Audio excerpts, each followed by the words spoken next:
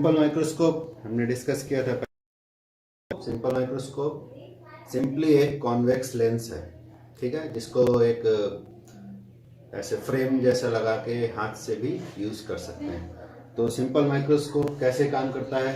Microscope का काम क्या होता है? माइक्रोस्कोप का काम होता है स्मॉल ऑब्जेक्ट्स का बड़ा इमेज बनाना, जिससे कि विजुअल एंगल बढ़ जाए। ठीक है, हमेशा याद रखना, जो हमारे ऑप्टिकल इंस्ट्रूमेंट्स हैं उनका पर्पस होता है विजुअल एंगल को बढ़ाना।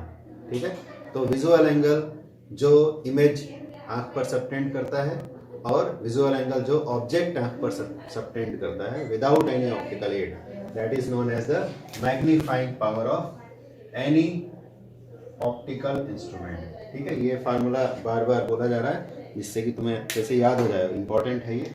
So what is beta? Beta is the angle subtended by final image, angle subtended by final image on eye. Alpha is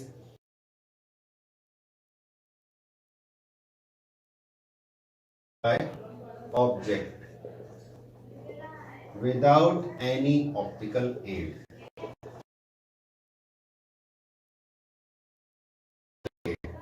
ठीक है, तभी समझ में आएगा कि अल्फा की वैल्यू कैसे कैलकुलेट की जाए। अगर ये याद रहेगा तभी कैलकुलेट कर पाओगे, अदरवाइज कहाँ से अल्फा की वैल्यू पता लगानी है उसमें कंफ्यूजन हो जाएगा।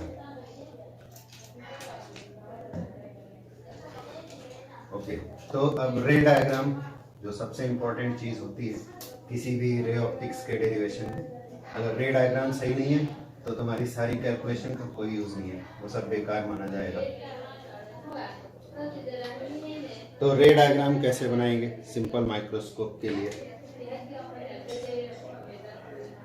सपोज ये लाइन हमारा प्रिंसिपल एक्सिस है और यहाँ ले लेते हैं एक कॉन्वेक्स लेंस जो कि सिंपल माइक्रोस्कोप है। कॉन्वेक्स लेंस से एनलार्ज करते हैं, मान लो ये ऑप्टिकल सेंटर है और ये है फोकस, और इधर इसका प्रिंसिपल फोकस यानी सेकंड फोकस भी बना लेते हैं। ठीक है, तो अगर हम ऑब्जेक्ट को फोकस और ऑप्टिकल सेंटर के बीच में रखते हैं, मान लो ये हमारा ऑब्जेक्ट है ए बी, तो हमें इसका एनलार्ज इमेज मिलता है on the same side of the lens. और किसी पोजीशन में अगर रखा, फोकस पर अगर रखा तो इंफिनिटी पर जाकर इमेज बनेगा। फोकस और डबल ऑफ फोकस यानी एफ और 2f के बीच में रखा तो इस तरफ इमेज एफ और 2f के बीच बन जाएगा। 2f के बियॉन्ड रखा तो एफ और सी के बीच बन जाएगा। ये सारी बातें तुम्हें ऑलरेडी पता है। तो एनलार्ज्ड इमेज अगर हमें देखना है, माइक्रोस्कोप का काम क्या होता है कि एनलार्ज्ड इमेज बनाओ और उससे विजुअल एंगल बढ़ा लो। तो एनलार्ज्ड इमेज देखने के लिए ये जरूरी है that object has to be between optical centre and focus of the lens. ठीक, तो यहाँ पर हमने एक स्मॉल साइज का ऑब्जेक्ट रखा है ए बी। अब इस ए बी का हमें इमेज बनाना है। इमेज बनाने के लिए मिनिमम 2 रेज हमें चाहिए। तो ऑब्जेक्ट के हेड से 2 रेज हम लेते हैं। एक रे ले लेते हैं पैरेलल टू प्रिंसिपल एक्सिस और एक ले लेते हैं ऑप्टिकल सेंटर से पास होने वाली लाइट रे। ऑप्टिकल सेंटर से पास होने वाली लाइट रे तो विदाउट एनी डेविएशन सीधे चली जाएगी, विदाउट एनी डेविएशन। और जो parallel to principal axis light ray है, after refraction it will pass through the focus. तो ये लाइट रेज इस तरफ अगर इनको आगे बढ़ाओगे तो ये कभी भी मिलते हुए अपीयर नहीं हो रही, ये कभी भी मिलेंगी नहीं, इनके बीच का गैप और बड़ा होते चला जाएगा। लेकिन अगर इन लाइट रेज को हम बैकवर्ड प्रोड्यूस करें इस तरह से, तो ये यहाँ पर मिलते हुए अपीयर होती है। एक्चुअली मीटिंग लाइट रेज नहीं है, ये मिलते हुए अपीयर हो रही है। अगर इनको पीछे इसके एक्चुअल मीटिंग से जो इमेज बनता है that is known as real image, और इस तरह से जो इमेज बनता है लाइट रेज को बैकवर्ड प्रोड्यूस करो और ऐसा लगेगा कि वो यहाँ से आ रहे हैं बी डैश पॉइंट से, तो इस तरह के इमेज को बोलते हैं वर्चुअल इमेज। तो ये वर्चुअल इमेज बन गया और जो कि एनलार्ज भी है, ए बी के कंपैरिजन ए डैश बी डैश जो इमेज है वो बड़ा है, तो ये इमेज बन गया। अब हमें magnifying power of this simple microscope पता लगाना है। तो मैग्नीफाइंग पावर के लिए फार्मूला हमारे पास ऑलरेडी है, m = बीटा बाय अल्फा। ठीक है, बीटा और अल्फा की वैल्यू हमें यहाँ सब्स्टिट्यूट करनी है। What is beta? Angle subtended by final image on eye. Where is आई?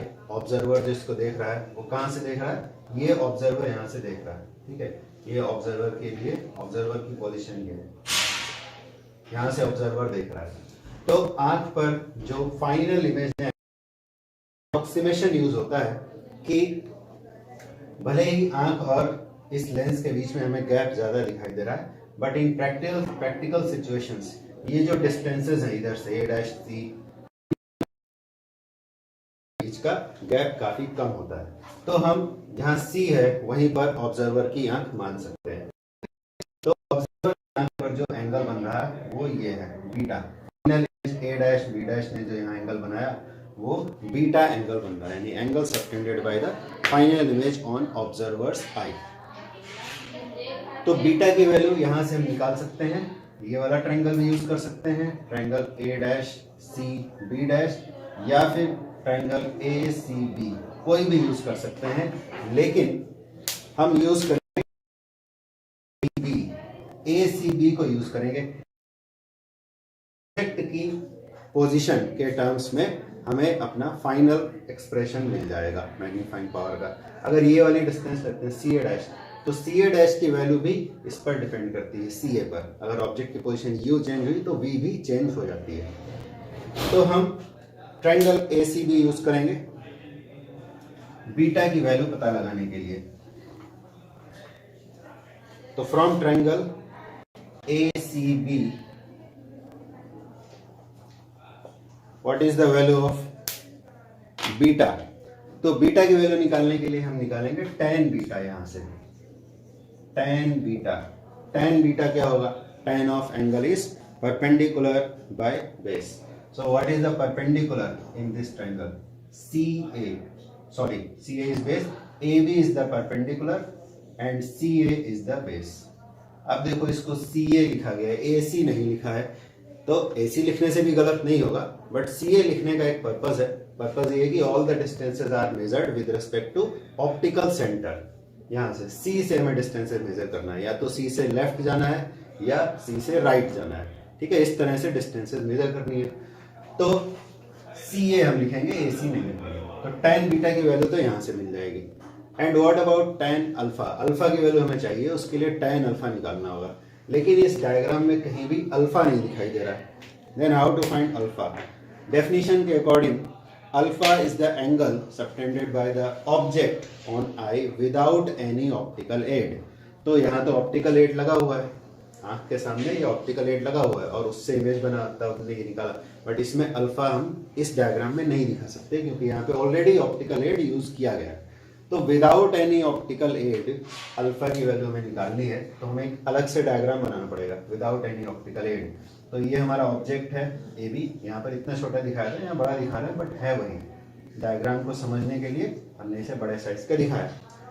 तो what is alpha? Alpha is the angle subtended by object on eye without any optical aid when it is placed at least distance of distinct vision। यानी आंख से जब हम D distance पर रखते हैं। What is D? D is least distance of distinct vision। ठीक है, यहां से आंख के सामने D डिस्टेंस पर ऑब्जेक्ट को रखा और यहां से इसको ऑब्जर्व किया जा रहा है। ठीक है, ये ऑब्जर्वर की आंख हमने बना दी। तो ऑब्जर्वर D डिस्टेंस से जब इस ऑब्जेक्ट को देखेगा तो आंख पर जितना एंगल सबटेंड करेगा, ये ऐसे लाइट हमने ले लिया ऑब्जेक्ट के हेड से, ये अल्फा एंगल हो गया। ठीक है, alpha is the angle subtended by object on eye without any optical aid. तो इस वाले ट्रायंगल से हमें अल्फा की वैल्यू मिलेगी फ्रॉम ट्रायंगल AEB। ठीक है, AEB ट्रायंगल यहाँ है। तो what is the value of tan alpha?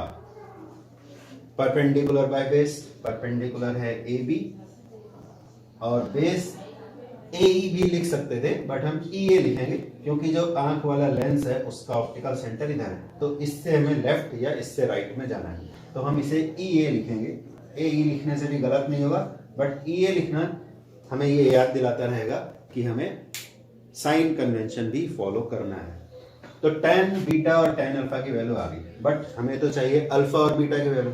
तो यहाँ पे फिर से अप्रोक्सीमेशन, अगर लेंस का अपर्चर छोटा होता, मतलब इतना बड़ा, अगर उस साइड से देखेंगे ऑब्जेक्ट साइड से, तो इतना बड़ा एरिया हमें दिखाई दे रहा, that area is called aperture. But अगर ये अपर्चर छोटा होता, इतना सा होता, मान लो ये इतना सा हम लेंस बनाते, सपोज ये लेंस बस इतना सा होता, ठीक है, तो अब ये जो ऑब्जेक्ट है इससे जो एंगल्स यहाँ सबटेंड होते हैं वो एंगल्स छोटे हो जाते हैं। तो स्मॉल एंगल्स के लिए tan अल्फा और tan beta will be approximately equal to alpha and beta respectively. तो यहाँ पर हम लिख सकते हैं for small angles tan alpha is approximately equal to alpha, और अल्फा की वैल्यू ये रही AB by CA, and tan beta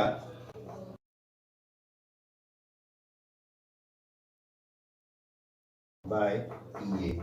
तो ये अल्फा और बीटा की वैल्यू आ गई। इसको हम मैग्नीफाइंग पावर वाले फार्मूला में, यानी यहाँ पर सब्स्टिट्यूट करेंगे तो हमें मैग्नीफाइंग पावर की वैल्यू मिल जाएगी।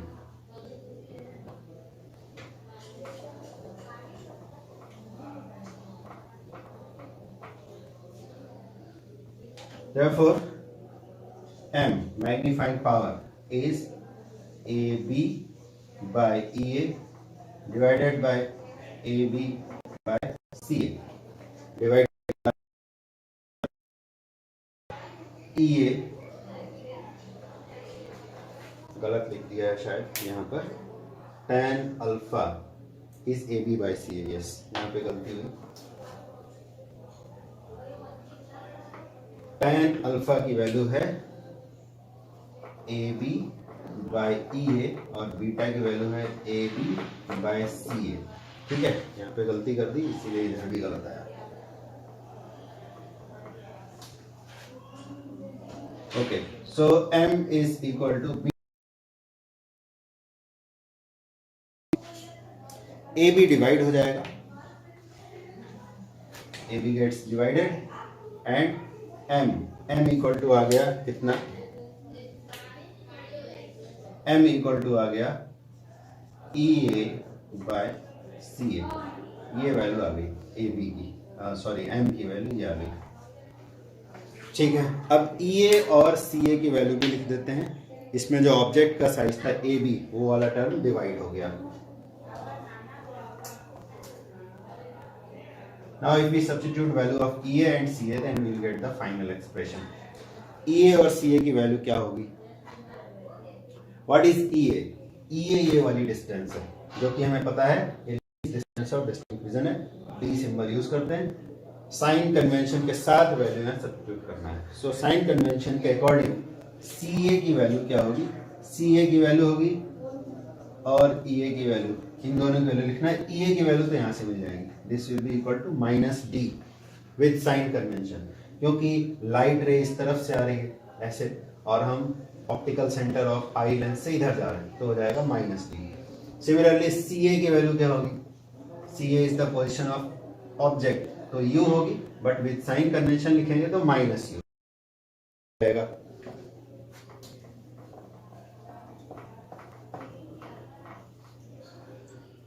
तो M यानी magnifying power is equal to minus D by minus U और D बाय U, ठीक है, ये वैल्यू आ गई। बट इसमें U जो है ऑब्जेक्ट की पोजीशन वो कैसे मेजर की जाएगी, तो इससे अच्छा है U की ऑब्जेक्ट की पोजीशन मेजर करने से अच्छा है कि हम U को पोजीशन ऑफ फाइनल इमेज और पोजीशन ऑफ फोकस के टर्म्स में कन्वर्ट कर लें।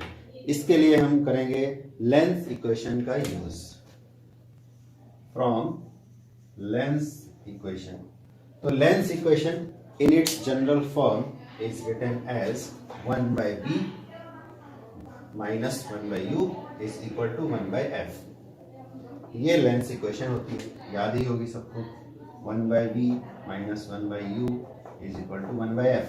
बट ये इसकी जनरल फॉर्म है, हमें इस पर्टिकुलर केस के लिए लिखना है, ठीक है, इस पर्टिकुलर केस के लिए मतलब साइन कन्वेंशन यूज करके। तो ये डायग्राम में अगर हम देखें तो यहाँ हम लिख सकते हैं फॉर दिस केस, इस केस के लिए V, U और F पॉजिटिव होंगे या नेगेटिव होंगे, ये हमें देखना है। तो इस डायग्राम में क्लियरली पता चल रहा है कि V, तो U is also negative. What about F? F इस तरफ है, लाइट रेस लेफ्ट से राइट आ रही है, तो फोकस भी हमारा ऑप्टिकल सेंटर से राइट साइड में है, तो F पॉजिटिव होगा। ठीक है, तो U भी F को विद साइन यहाँ पे सब्स्टिट्यूट कर देते हैं, तो क्या आ जाएगा 1 by minus V minus 1 by minus U is equal to 1 by plus F। इतना आ गया।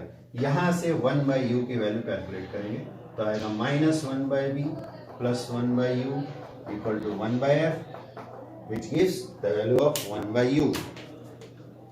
So 1 by U V plus 1 by F, इतना आ गया 1 by U। 1 by U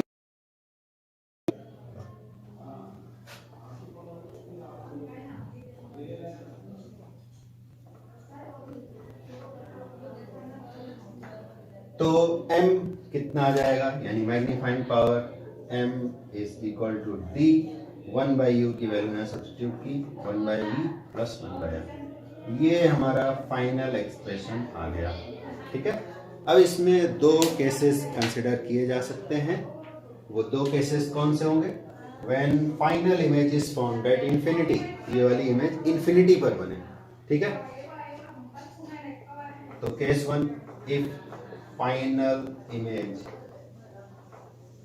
is at infinity. ठीक है, जो कि जनरली केस नहीं होगा, क्योंकि इंफिनिटी पर जो इमेज बनता है तो इतना बड़ा होगा कि हम उसे ठीक से देख नहीं सकते, but for the sake of calculation we will do it. Final image अगर इंफिनिटी पर बना तो ये इक्वेशन में क्या मॉडिफिकेशन हो जाएगा, 1 by infinity plus 1 by F is equal to d by F, because 1 by infinity हो जाता है 0।